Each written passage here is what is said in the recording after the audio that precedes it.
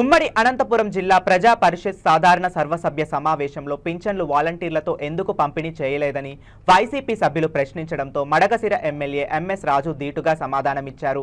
ఇంటింటికి పింఛన్ అందించడం ప్రభుత్వ లక్ష్యమని, ఇంటింటికి పింఛన్ పంపిణీ చేశామని తెలిపారు. వైసీపీ పార్టీ కోసం పనిచేసిన వాలంటీర్లతో పింఛన్లు పంపిణీ చేయించమని మీరు ఎలా చెబుతారని ప్రశ్నించారు. వైసీపీ వారు అడిగిన ప్రతి ప్రశ్నకు సూటిగా సమాధానం చెప్పారు.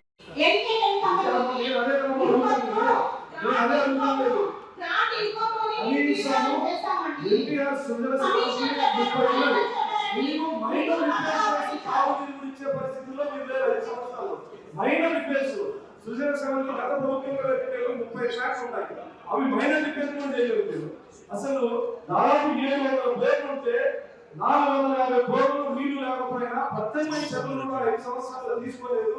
జేజేఎం వరుస 5 లక్షల రూపాయల నామినేషన్ గత ప్రభుత్వంలో సర్పంచులతో ఎంపీటీసీలతో చేయించాల్సినటువంటి పనులు కూడా చేయించలేదు. ప్రజల పక్షాన గతంలో మీరు ఏం చేశారు సార్? ఈ రోజు మీరు కోట్ల రూపాయలు కాగితాల వరకు పరిమితమైన 5 సంవత్సరాల్లో ఆచరణ లేదని చెప్తున్నారు కదా, స్పష్టంగా చెప్పండి. నాకు కోట్ల వరకు 20 కోట్ల రూపాయల బడ్జెట్ బిల్లులు క్లియర్. మడకశిర మాజీ శాసనసభ్యుడు 4 కోట్లు రిలీజ్ చేస్తున్నారు. ఆ లెక్కలు తీర్చారు. మధ్యలో తాగునీటి కష్టాలు ఇబ్బంది పడతా ఉంటే శాసనసభ్యులు కోట్లలోకి 20 కోట్లు 30 కోట్లు పెట్టి మీరు వాపేస్తారా? వారు బిల్లులు శాంక్షన్ చేస్తారా? ఎస్సీ గారు ఏఎస్ఆర్ కంపెనీ వచ్చేసి సత్యసాయి కింద సత్యసాయి బోర్డు కింద పనిచేస్తున్నారు. ఆయనకి సార్ ఎవరు పనిచేస్తాను అంటే అడగలే, మీరు ఎక్కడికి పని చేయించారు, అది ఎక్కడికి బడ్జెట్ వచ్చింది, మీరు శాసనసభ్యులు టోటల్ బిల్లు శాంక్షన్ చేశారా లేదనే మాత్రం నేను అడుగుతున్నా. ఇవి ఆరోపణలు ఉన్నాయి. మడకశిర మాజీ శాసనసభ్యుడు 4 కోట్ల రూపాయల బిల్లులు మంజూరు చేసుకున్నారు. ఎక్కడ వెళ్ళాయి? మాకు ముఖ్యులు మీరు లేవు. మీరు శాసనసభ్యులకి మాజీ శాసనసభ్యులు టోటల్కి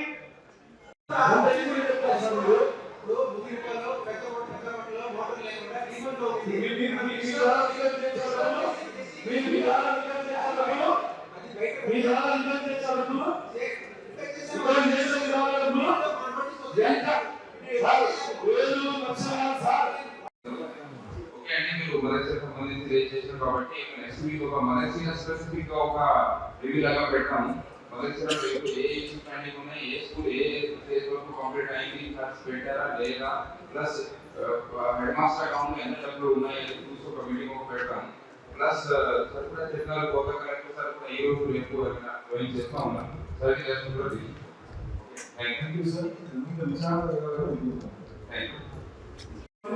సంతకం పెట్టాలా? చెక్కుల మీద సంతకాలు అయిపోయినాయి, ఇక్కడ వర్క్ జరగగా నిర్మాణాలు ఆగిపోయినాయి, డబ్బులు మాయమైపోయినాయి. ఏం జరిగింది సార్?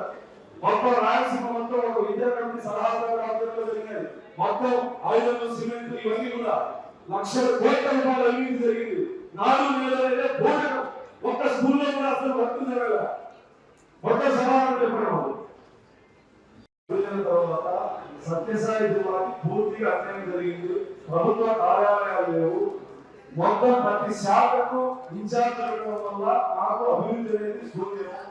దయచేసి రెగ్యులర్ అధికారులను నియమించాలని చెప్పి మీ అందరికీ విజ్ఞప్తి చేస్తాము.